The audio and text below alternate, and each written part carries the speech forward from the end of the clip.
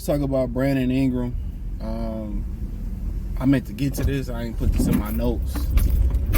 But let's talk about Big B.I. It was out there, me and Mike was talking on Twitter about it, man, that it's out there that a lot of teams are not interested in Brandon Ingram.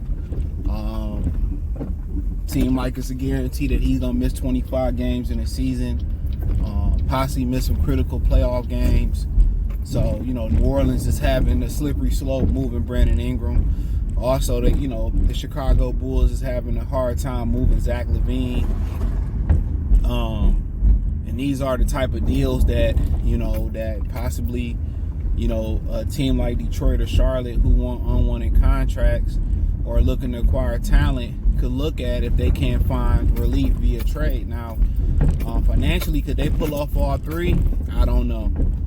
Honestly, I don't know. You wouldn't have to give up too much for none of them. But you ask me, could you pull off all three? I don't know the financials. Don't have a computer here. But they can make it work.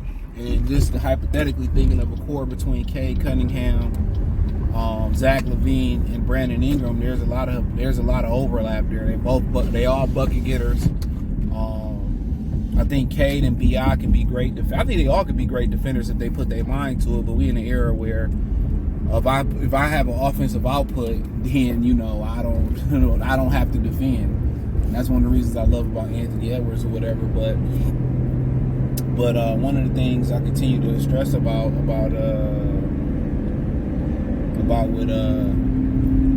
them three possibly playing together, just to speak on that for a minute, it's just once you kind of look at it, it's like, all right, B.I. need the ball, Zach like having the ball, Cade like having the ball. That offensive system that I speak on that the Pistons should have in play, where they moving the basketball, and that would have to be in play. But I think obviously that would be overkill, just to throw a thought out there. But I don't mind Brandon Ingram. I still would draft Cody Williams because I believe in his talent and his pedigree that much. That's just my opinion in that. I know some people feel different about it. Oh, we don't need another guy like him, whatever. I'm drafting the talent. I'm not drafting the need. I'm drafting the talent. You find a way to make talent fit in the guards league these days. But like I said, man, I think teams kind of not wanting to pay the price for him. I think they tried to trade the big fella from Houston. I don't know how to pronounce his name. Heard he pretty good. For Brandon Ingram, they said no. You got to understand he had the life-threatening blood clots in the leg too. So I think that's what that cut Chris Bosh's career short was the blood clots. So when you start talking about blood clots and injuries and stuff of that nature, you already got a career. You had a career in the injury and blood clots. That's something we got to monitor, especially when you're flying high in the air. Then we sit there, we talk about possibly a situation where, all right, he's gonna miss 25 games a year. Okay, then you can do something to help that. Get in the weight room. But all these guys today, they so infatuated with the lifestyle, and it's hard not to be. Social media just gives so much visibility.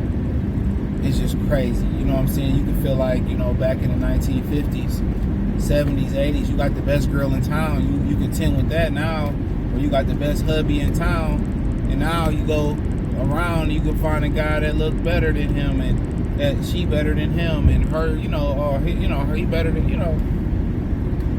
And in reality, bro, like, to be honest, it ain't the case. People ain't who they are on social media. People ain't who they are a year later.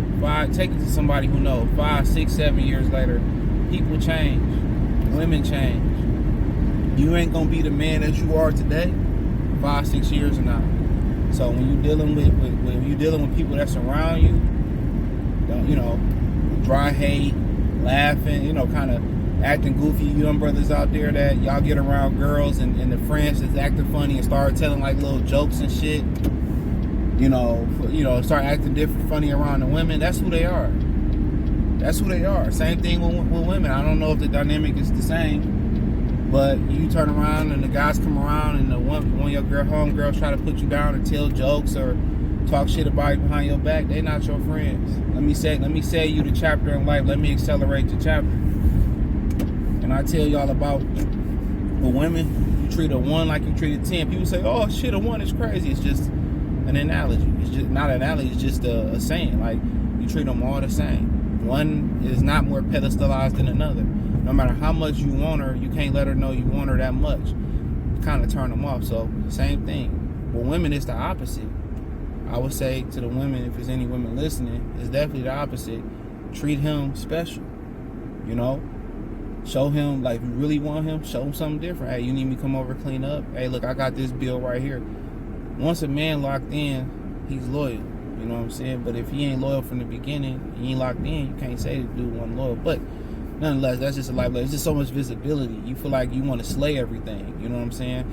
And, you know, you feel like you just, so many different options. But from life and from experience, being like one of the first generations to really experience, remember I was on AOL chat with social media.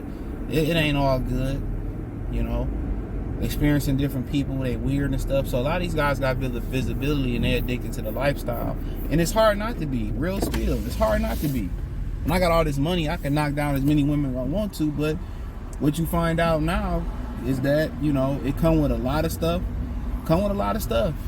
You know, you think you balling $200 million, $300 million contracts, that shit can be gone in the blink of an eye. You got your side chicks, you got your baby mamas, you got your family members. You don't know how to manage your life, let alone know how to manage your funds, you know. So if you juggling 3 or 4, you know, 10 different members that you dealing with outside of basketball and everybody problems, you juggling that shit, you know, how can you focus on getting your body together? You know what I'm saying? I always tell guys this: if you don't put yourself first, who will? We so conditioned to put everybody's problems first, but hell no. Put yourself first sometimes. You can't serve your kids. You can't be a provider if you don't put yourself first.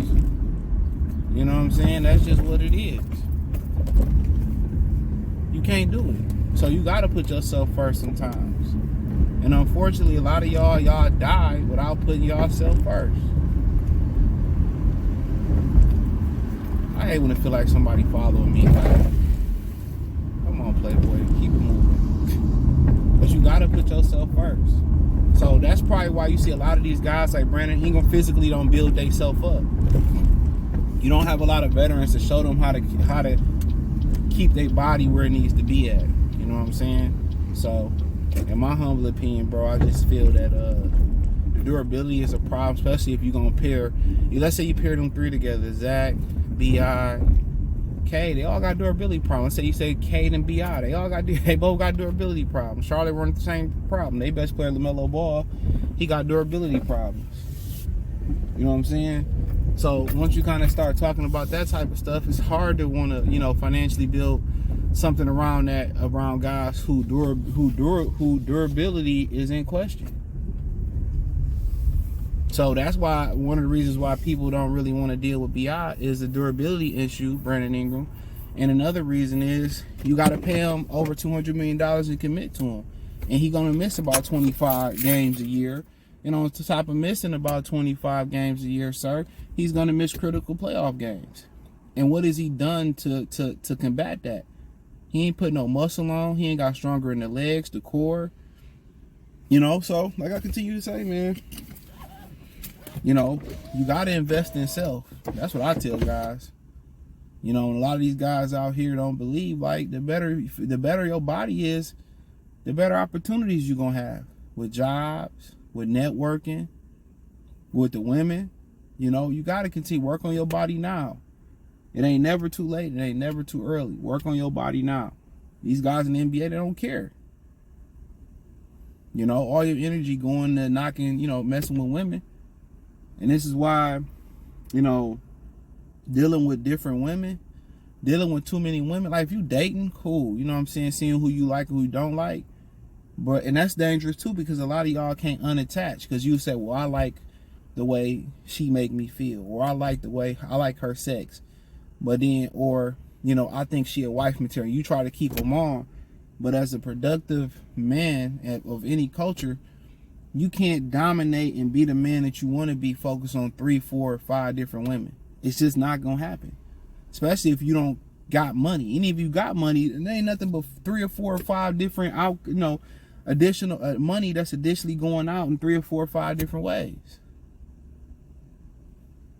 You want to be, you have your fun, whatever, but it's dangerous out here having your fun. Look what's going on with Houston and their rates. I've been preaching that for years about Houston, Atlanta, dealing with women going to Jamaica. Check out my other channel, Patreon, Goodfella TV. Hit that link tree over there and go to Patreon, free for 7 days.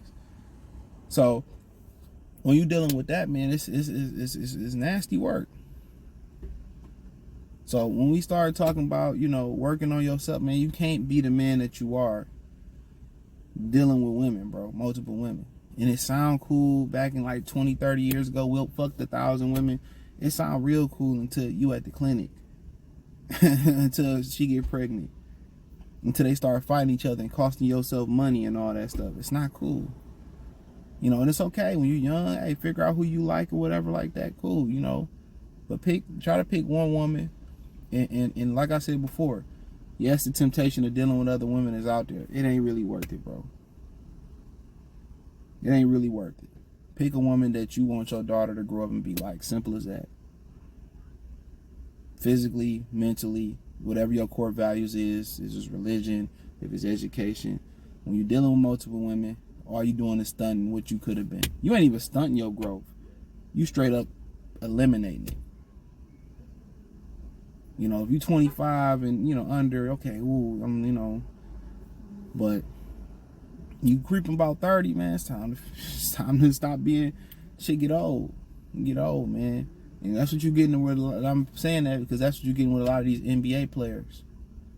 They infatuated with the lifestyle. They infatuated with sharing women, the Instagram models, and they do the groupies, and and what they gonna find out quick, fast, and in a hurry is that all that energy you put into them women, they ain't do nothing but suck it from you. Pause. They ain't do nothing but take. But that energy that you could have put into them women, you could have put that into your craft. The weightlifting, getting better over the summer. Finding out durability wise, why am I lacking? I need more iron, I need more zinc. I need to pump more iron. I need to do more calisthenics. I need to do more pull-ups. I need to, strengthen my lower back. Being productive. But they'd rather be reproductive and, have 10 different kids and can't even be there for the kids, man. But hey, I want to say that real quick. Hit the link tree. Find me on X, Instagram, Facebook, Spotify, Anchor, Cash App, Venmo, PayPal. Appreciate the love and support. Peace.